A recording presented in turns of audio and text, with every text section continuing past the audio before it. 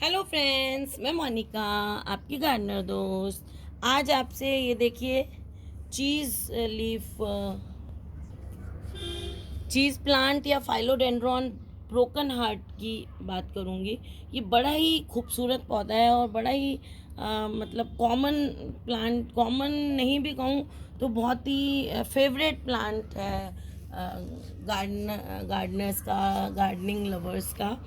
ये फाइलोडेंड्रॉन है। जैसे मैं पहले भी बात कर चुकी हूँ, फाइलोडेंड्रॉन्स जो हैं वो इनडायरेक्ट ब्राइट लाइट में अच्छे उगते हैं। ये वो प्लांट्स होते हैं जो रेन फॉरेस्ट में नीचे उगते हैं, पेड़ों की कैनपी के नीचे, पेड़ों की जो छत बन जाती है फॉरेस्ट के ऊपर, उसके नीचे ज़मीन में ये उगते हैं। तो ये जो प्लांट्स होते हैं इनको अच्छी रिच सॉइल चाहिए होती है, ह्यूमस रिच सॉइल, जैसे कि फॉरेस्ट में होती है नीचे की बड़ी fertile C soil.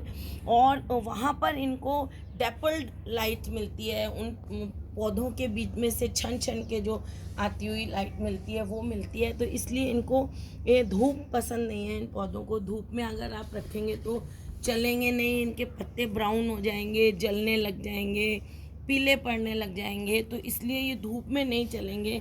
In plants को इनडायरेक्ट ब्राइट लाइट, अच्छी सी लाइट आती हो लेकिन धूप नहीं हो, ऐसी जगह पे रखें तो इनमें मैक्सिमम ग्रोथ होगी। इनको आप इंडोर भी रख सकते हैं। और साले और जितने भी फाइलोडेंड्रॉन्स होते हैं उनमें से भी ये सबसे इजी टू ग्रो फाइलोडेंड्रॉन है। ये देखिए, इसमें ये जड़ें निकल रही हैं। देखिए, ये नोड्स वाले पोर्शन से ये जड़ें निकल रही हैं। ये देखिए, यहाँ से अगर मैं यहाँ से इसको काट के, जहाँ मेरा अंगूठे का नाखून है, यहाँ से अगर मैं इसको काट के ज़मीन में लगा दूँ तो नया प्लांट ग्रो हो जाएगा। फिर मैं यहाँ से काट के अगर लगाऊँ तो इतना हिस्सा ये दूसरा प्लांट बन जाएगा। देखिए, एक प्लांट बन जाएगा। इतना यहाँ से काटूंगी तो ये एक प्लांट बन जाएगा।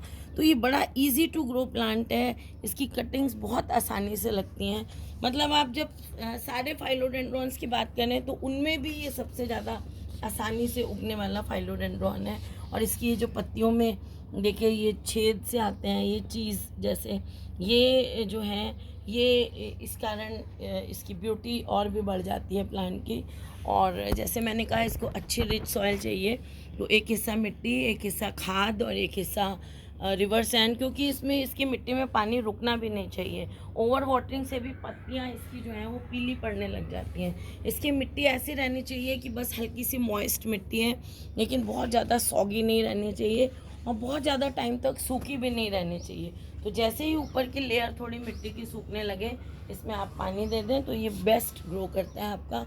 फिर मैंने कहा धूप में नहीं रखना है, इनडायरेक्ट ब्राइट। अच्छा, ये कई तरीक़ों से उग सकता है। जैसे मैं अब इसमें मॉस स्टिक लगा दूँ तो ये मॉस स्टिक में ऐसे चढ़ा सकती हूँ मैं। अभी इसके लिए मॉस स्टिक लाऊंगी छोटी सी, क्योंकि मैंने इसे अभी छोटे से गमले में लगाया। छोटा प्लांट है। ये भी बहुत इंपॉर्टेंट बात है कि जब आपका पौधा छोटा है, जैसे ये मेरा पौधा छोटा है तो मैंने इसको छोटे गमले में लगाया है। अब जब ये थोड़ा सा बड़ा हो जाएगा तो फिर मैं इसको 12 इंच में शिफ्ट कर दूँगी। तो इसलिए छोटा पौधा जब आप लाते हैं नर्सरी से तो उसको 6 इंच के पॉट में लगाइए, 12 इंच के पॉट में मत लगाइए। अगर आप 1.5-2 फीट तक का पौधा लाते हैं तभी उसको 12 इंच के गमले में लगाइए।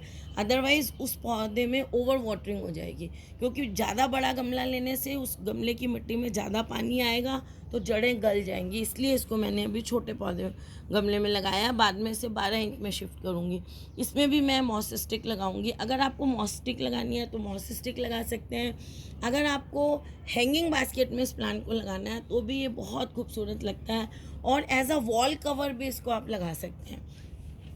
कोई आपकी दीवार है उस पर आप छोटे छोटे कील थोड़ी दूर पर लगा के, और उसके बीच में, जैसे ये वाली दीवार है, इसमें वो छोटे वाले कील आते हैं ना, इतने इतने से वाले कील जगह जगह ऐसे लगा के, और उन कील में बीच में धागा बांध दें या पतली वाली लोहे की तार बांध दें। कोई भी पैटर्न लेके आप कील लगा सकते हैं। जैसे जिगजैग लगा दें या बर्फ़ी की टुकड़ी, जैसे छोटे छोटे कील में फिर तारें पिरो के बर्फ़ी की टुकड़ी जैसे जाल बना लें और उसके ऊपर इसको चढ़ाएं तो ये एज अ वॉल कवर भी बहुत अच्छा काम करता है, खूबसूरत लगता है। लेकिन वो वॉल जो है छाया में होनी चाहिए, उस पर धूप नहीं पड़नी चाहिए।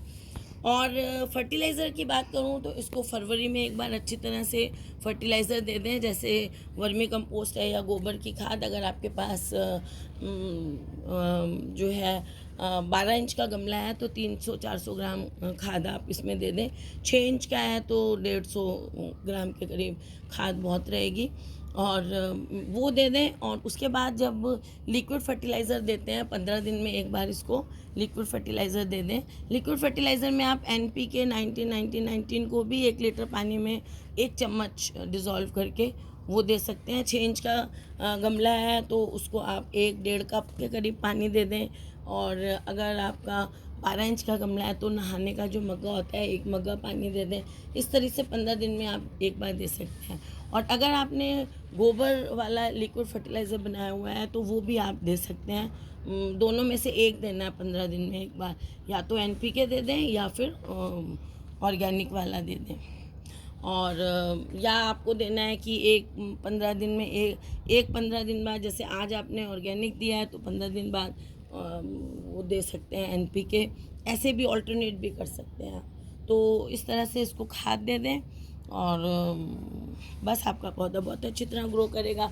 अंडर वाटरिंग करेंगे तो भी पत्तियां पीली पड़ेंगी, और अगर आपको ओवर वाटरिंग करेंगे तो पत्तियां पीली पड़ेंगी।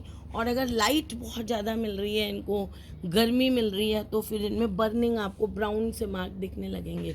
और हाँ, महीने में एक बार नीम ऑयल का स्प्रे बना के भी इसमें आप स्प्रे कर सकते हैं। जैसे महीने में एक बार जब आप लिक्विड फर्टिलाइज़र देने लगें तो उसमें थोड़ा सा नीम ऑयल मिला सकते हैं आप। नहीं तो नीम ऑयल का स्प्रे महीने में एक बार आप कर दें, ताकि कोई इसमें इंसेक्ट वगैरह लगे ही नहीं आपके पौधे में।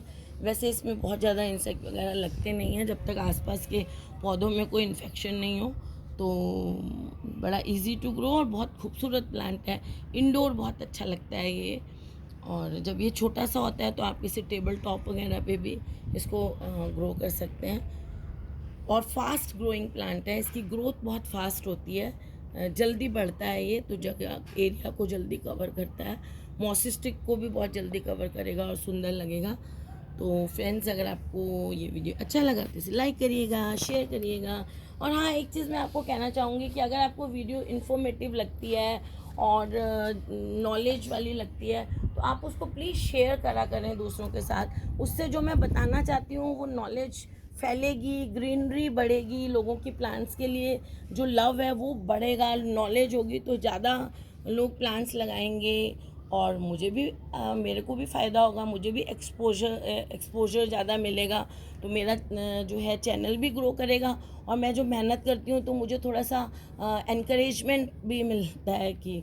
तो अगर आपको वीडियो अच्छा लगा तो फिर वही बात, लाइक करिएगा, शेयर करिएगा और मेरे चैनल को सब्सक्राइब करिएगा। और आप मुझे इंस्टाग्राम पे भी फॉलो कर सकते हैं, वहाँ मैं अपडेट्स वगैरह डालती रहती हूँ। Okay friends, bye.